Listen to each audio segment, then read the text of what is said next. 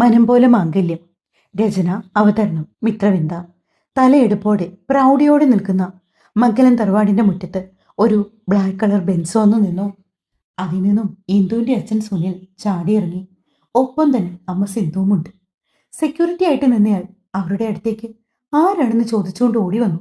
എന്നാൽ സുനിൽ അയാളെ തള്ളി മാറ്റിയിട്ട് അകത്തേക്ക് പാഞ്ഞു. രാമചന്ദ്രൻ! സുനിൽ ഉച്ചത്തിൽ വിളിച്ചുകൊണ്ട് ആ വലിയ വീടിന്റെ സ്വീകരണ മുറിയിലേക്ക് കയറുകയാണ്. ആരാണെന്ന് ചോദിച്ചുകൊണ്ട് ഒരു സ്ത്രീ ഇറങ്ങി വരികയും ചെയ്തു. എവിടെ? എന്റെ മകൾ. സുനിൽ ആ സ്ത്രീയോട് ഉച്ചത്തിൽ ചോദിച്ചു. അവർക്കാണെങ്കിൽ സുനിൽ ചോദിച്ചതിന്റെ അർത്ഥം മനസ്സിലായില്ല. നിങ്ങൾ ആരാണ്? എന്തിനാണ് ഇങ്ങനെയൊക്കെ ചോദിക്കുന്നത്? എന്റെ മകൾ ഇന്ദുബാലയെ ഇങ്ങോട്ട് ഇറക്കി വിടുന്നുണ്ടോ? ഇല്ലെങ്കിൽ ഞാൻ പോലീസിനെ വിളിക്കും. ക്ഷോഭം കൊണ്ട് വിറയ്ക്കുകയാണ് അയാൾ. ഇന്ദുബാല, നിങ്ങൾക്ക് വീട് മാറിപ്പോയി. ഇത് മംഗലത്ത് രാമചന്ദ്രന്റെ വീടാണ്.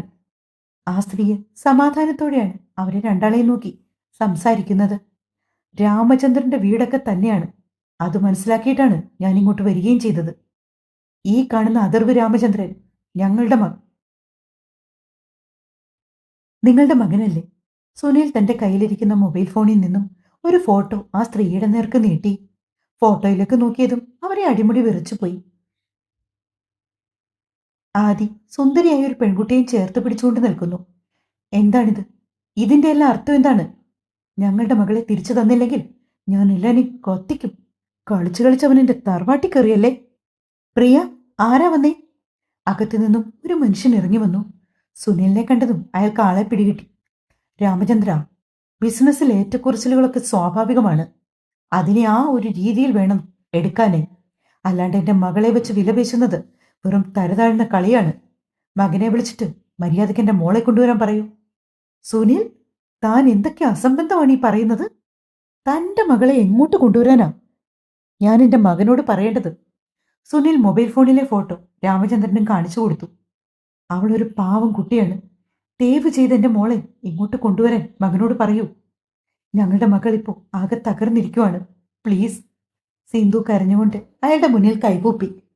എന്തൊക്കെയോ പന്തികേടുകൾ ഉണ്ടെന്നുള്ളത് പ്രിയയ്ക്കും ഇതിനോടകം വ്യക്തമായിരുന്നു. രാമചന്ദ്രൻ അകത്തേക്ക് പോയിട്ട് അയാളുടെ ഫോണും എടുത്ത് ശരവേഗത്തിൽ തിരികെ ഫോണിലേക്ക് വന്നു. അദർവിന്റെ ഫോണിലേക്ക് അയാൾ കോൾ ചെയ്തു. 5 തവണ വിളിച്ചിട്ട് അവൻ കോൾ അറ്റൻഡ് ചെയ്തില്ല. പ്രിയ, ഞാൻ വിളിച്ചിട്ട് അവൻ ഫോൺ എടുക്കുന്നില്ല. താനും നോക്കിയേ. രാമചന്ദ്രൻ പറഞ്ഞതും ഭാര്യ പ്രിയ അവരുടെ ഫോണിൽ നിന്നും വിളിച്ചു. അപ്പോഴും പഴയ അനുഭവം തന്നെയായിരുന്നു. ഈശ്വര, ഇനി എന്ത് ചെയ്യും എന്റെ മോള്? സിന്ധു പൊട്ടിക്കരഞ്ഞു. സുനിൽ, ബിസിനസ്സും കാര്യങ്ങളും ഒക്കെ ആ വഴിക്ക് തന്നെ നടക്കും. ബിസിനസ്സിൽ ശത്രുക്കളും മിത്രങ്ങളും ഉണ്ടാകും. അത് സ്വാഭാവികമാണ്. എന്നാലും എന്റെ മകൻ ഈ പ്രവൃത്തി ഇതൊരിക്കലും ഒരു പിതാവായി ഞാൻ അനുവദിച്ചു കൊടുക്കുന്നതല്ല. നിങ്ങളുടെ മകൾക്ക് യാതൊരു പോറലും വരുത്താതെ ഞാൻ അവളെ കൊണ്ടുവന്ന് ഇന്ന് രാത്രി തന്നെ നിങ്ങൾക്ക് തരും. എന്റെ വാക്കാണിത്. നിങ്ങൾക്ക് രണ്ടാൾക്കും വിശ്വസിക്കാം. ഇതേ പ്രായത്തിലുള്ള ഒരു മകൾ ഈ വീട്ടിലുള്ളതാണ്. രാമചന്ദ്രൻ സുനിലിന് തോളിത്തട്ടിയാണ് ആശ്വസിപ്പിച്ചത്. എന്റെ കുടുംബത്ത് കയറിയാണ് അവൻ കളിച്ചത്. ശരിക്കും എന്നെ അവൻ അറിയില്ല. കരുതിയിരുന്നോളാൻ പൊന്നു മോനോടൊന്ന് പറഞ്ഞേക്ക്. രാത്രി 8 മണിക്ക് മുമ്പ് ഞങ്ങളുടെ മകളെ തിരിച്ചു കിട്ടിയില്ലെങ്കിൽ ഇതുപോലെ തന്നെ ഒരെണ്ണം ഇവിടെ ഉണ്ടെന്നല്ലേ ഇയാൾ പറഞ്ഞത്? സുനിൽ സിന്ധുവിനെയും വിളിച്ച് വെളിയിലേക്ക് ഇറങ്ങി. രാമേട്ട, എന്തൊക്കെയാ ഇവിടെ നടക്കുന്നത്? അവരുടെ മകളെ ആദ്യം കിഡ്നാപ്പ് ചെയ്തോ? നമ്മുടെ മകൻ അത്രയ്ക്ക് തരം താഴ്ന്ന പ്രവൃത്തി ചെയ്യുമോ? പ്രിയ അയാളുടെ കയ്യിൽ കടന്നു പിടിച്ചു. അവന്റെ കല്യാണം ഉറപ്പിച്ചു വച്ചിരിക്കുന്നതാണെന്ന് ഓർമ്മ വേണം. മേനോനും ഭാര്യ ഏതെങ്ങാനും അറിഞ്ഞാൽ എന്തായിരിക്കും അവസ്ഥ? 2 ആഴ്ച കഴിഞ്ഞാൽ അവന്റെ ഭാര്യയെ വരാൻ ഒരു പെൺകുട്ടി ഒരുങ്ങിയിരിക്കുവാണെന്ന് പോലും അവൻ മറന്നോ? ആഭരണങ്ങളും മന്ത്രകോടിയും എടുത്ത് കാത്തിരിക്കുവാണവൾ ഈ കുടുംബത്തിലെ മരുമകളായി വലതുകാല് വെച്ച് കയറി വരാൻ.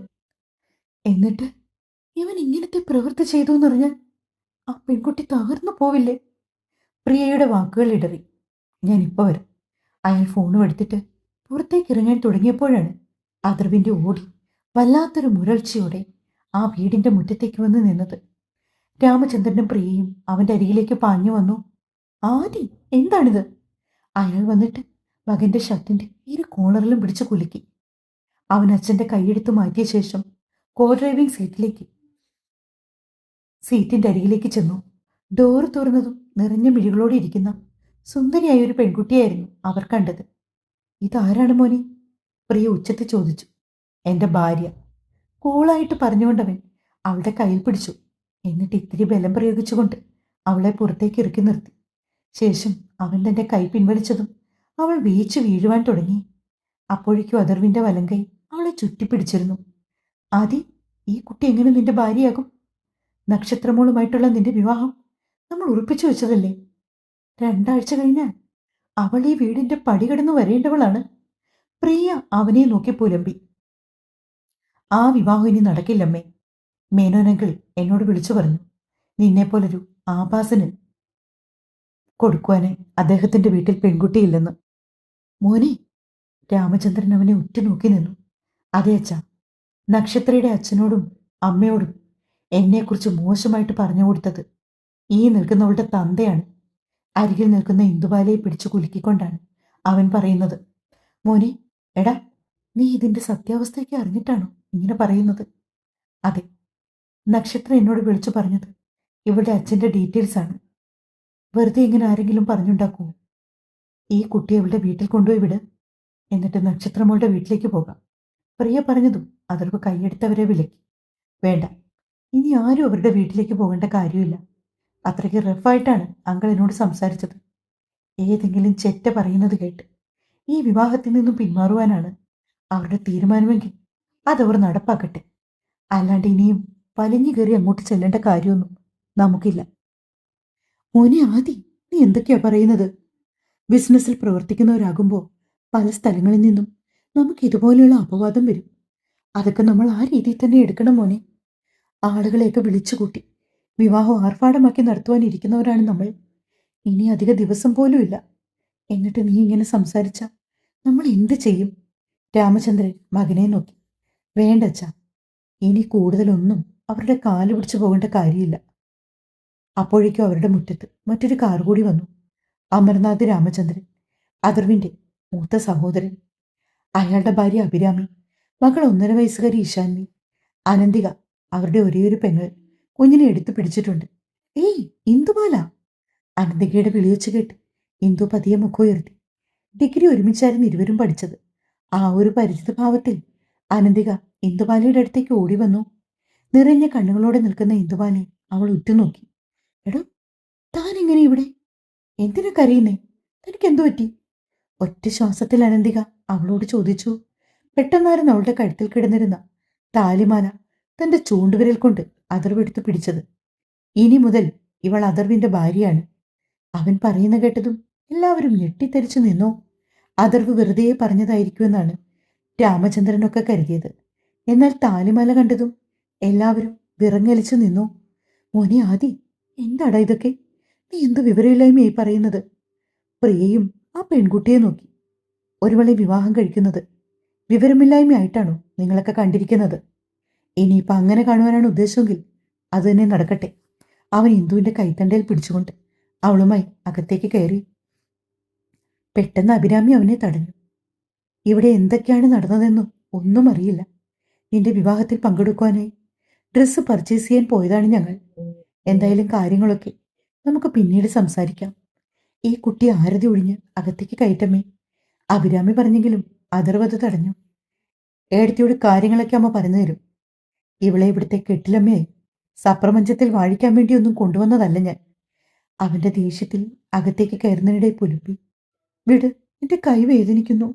സ്റ്റെപ്സ് ഓരോന്നായി കയറി മുകളിലേക്ക് പോകുന്ന അഥർവിന്റെ വലങ്കയിൽ തന്റെ ഇടങ്കൈ കൊണ്ട് തട്ടുകയാണ് ഇന്ദു. ഒപ്പം ചെറുതായി വിതുമ്പുന്നുണ്ട്. എന്നാൽ അല്പം കൂടി അമർത്തിപ്പിടിച്ചതല്ലാതെ അവൻ പിടിവിട്ടില്ല. ഒരു വലിയ റൂമിലേക്ക് അവൻ അവളെയും കൂട്ടിക്കൊണ്ടുപോയത്. അകത്തേക്ക് കയറിയ ശേഷം അവൻ വാതിൽ ആഞ്ഞടച്ചു. ശേഷം അവളെ വലിച്ച് കിടക്കയിലേക്കിട്ടു. പെട്ടെന്നുള്ള അവന്റെ നീക്കത്തിൽ ഇന്ദുവിന്റെ നെറ്റി ശക്തിയായി ചുവരിലേക്ക് ഇടിച്ചു. ആ അമ്മേ! അവൾ ഉറക്കെ കരഞ്ഞു. കൺപോളകൾ മേലേക്ക് മറിയുന്നതായി അവൾക്ക് തോന്നി. ഒരു നിമിഷം കൊണ്ട് അവളുടെ ബോധം മറഞ്ഞു. രാമചന്ദ്രന്റെ ഫോണിലേക്ക് ഒരു കോൾ വന്നതും അയാൾ അത് എടുത്തു നോക്കി. ഇന്ദുവിന്റെ അച്ഛനാണ് വിളിക്കുന്നത്. നേരം 8 മണി കഴിഞ്ഞ് 5 മിനിറ്റ്. ഇത്ര നേരമായിട്ടും മകളെ മടക്കിക്കൊണ്ടുവരാത്തത് എന്തിനാണെന്നറിയുവാനാണ് അവർ വിളിക്കുന്നതെന്ന് അയാൾക്ക് മനസ്സിലായി. ഈ സമയം കൊണ്ട് അയാൾ മൂത്ത മകൻ അമറിനോടും ഭാര്യയോടും ഇളയ മകളോടും ഒക്കെ നടന്ന കാര്യങ്ങൾ പറഞ്ഞു. എന്റെ ഭഗവാനെ, ഇതെന്തൊക്കെ എവിടെ നടന്നത്? അപ്പോൾ നക്ഷത്രയെ ആദ്യമായിട്ടുള്ള വിവാഹം? ഇല്ല മോനെ, അതിന് നടക്കാൻ സാധ്യതയില്ല. രാമചന്ദ്രൻ നിരാശനായി മകനോട് പറഞ്ഞു. അച്ഛാ, അവനെ പറഞ്ഞു മനസ്സിലാക്കിയിട്ട് മര്യാദയ്ക്ക് ആ പെൺകുട്ടിയെ നമുക്ക് അവളുടെ വീട്ടിലേക്ക് തിരികെ കൊണ്ടുവിടാം. ഇല്ലെങ്കിൽ ഇതിന് കൂടുതൽ പ്രശ്നത്തിലേക്ക് വഴിമാറും. വെറുതെ അവന്റെ പേര് കളയാനായിട്ട് ഓരോരോ പരിപാടി ഒപ്പിച്ചിരിക്കുന്നു.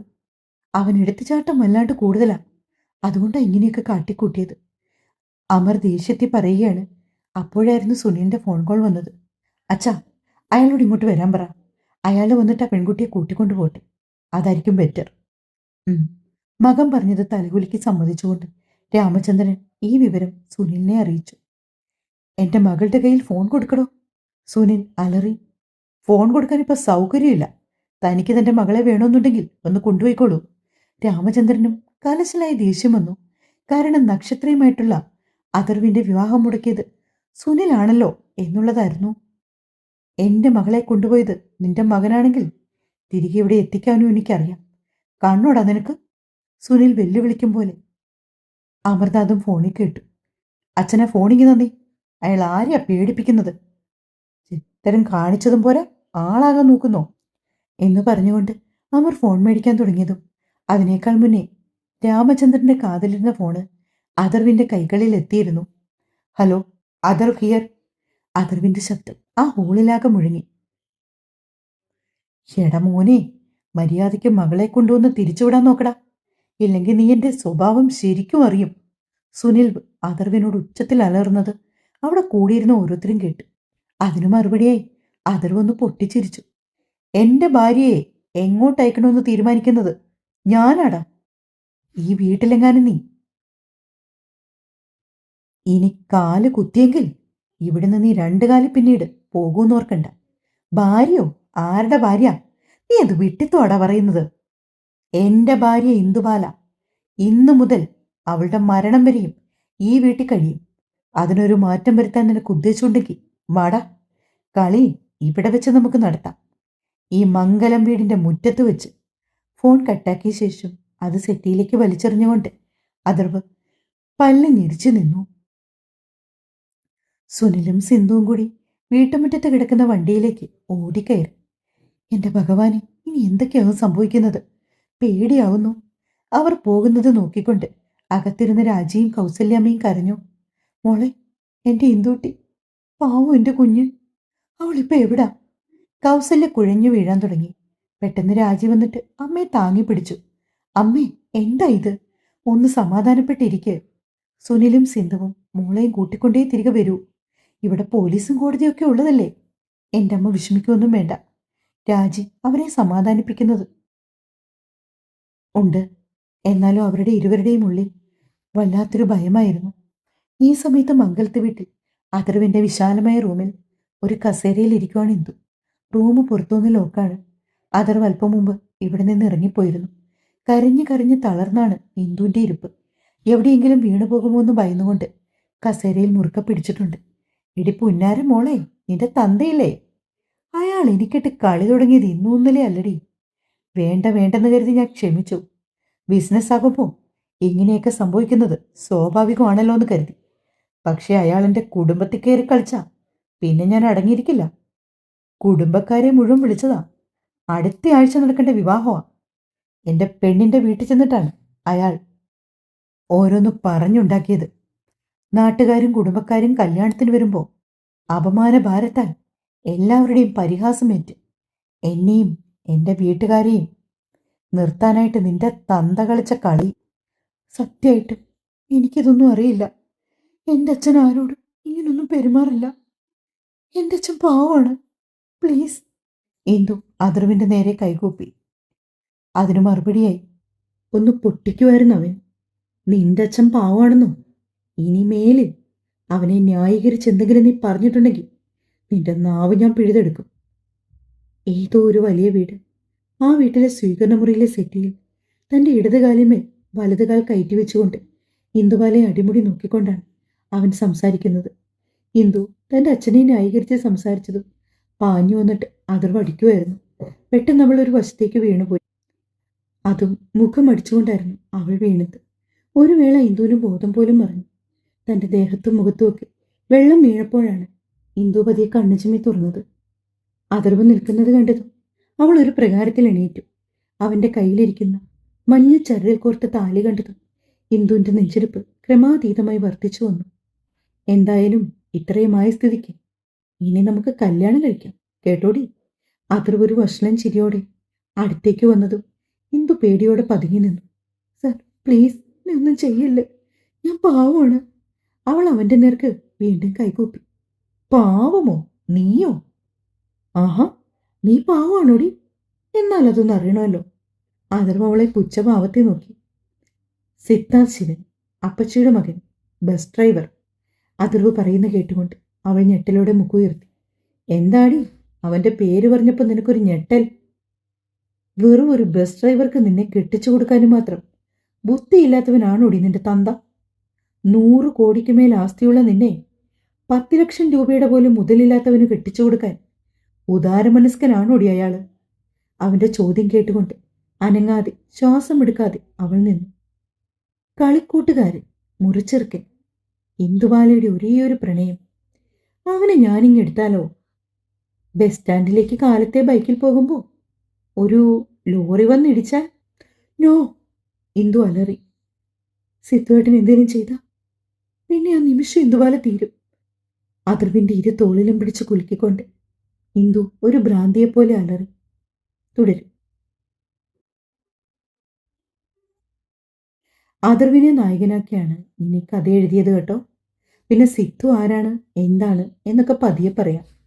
ചിലർക്കെങ്കിലും ഇഷ്ടമാകും, അതാണ് എൻ്റെ വിശ്വാസം. കഥ വായിച്ചിട്ട് നിങ്ങൾക്കൊക്കെ താല്പര്യമുണ്ടെങ്കിൽ ഒന്ന് സപ്പോർട്ട് ചെയ്യാൻ മറക്കല്ലേ.